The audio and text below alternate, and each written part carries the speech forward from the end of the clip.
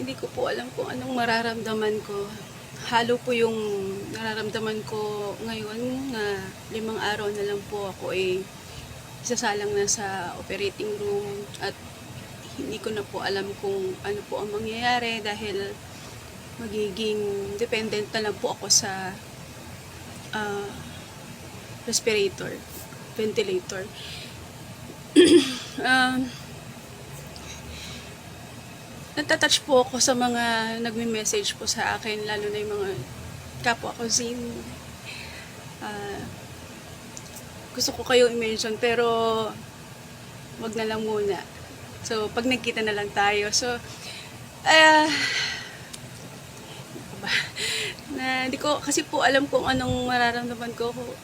Kasi hindi ko po alam na marami po nagmamahal sa akin.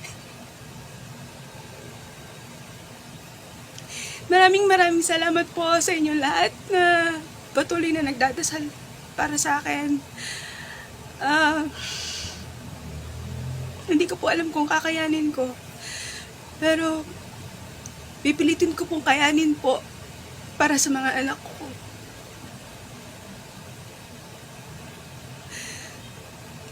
Personally po, nagpapasalamat ako sa inyo lahat na naniniwala sa akin na makakaya ko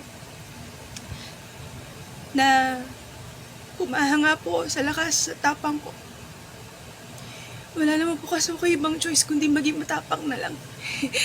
At sobrang nakaka-touch lang po dahil hindi ko po akalain na kahit marami pong nambabash sa akin na hindi naman po sila nagko-comment, pero hindi ko po inakala na marami po nagmamahal sa akin.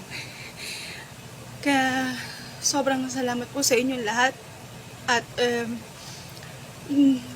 masaya po ang naging buhay ko in 41 years na nakilala ko kayong lahat.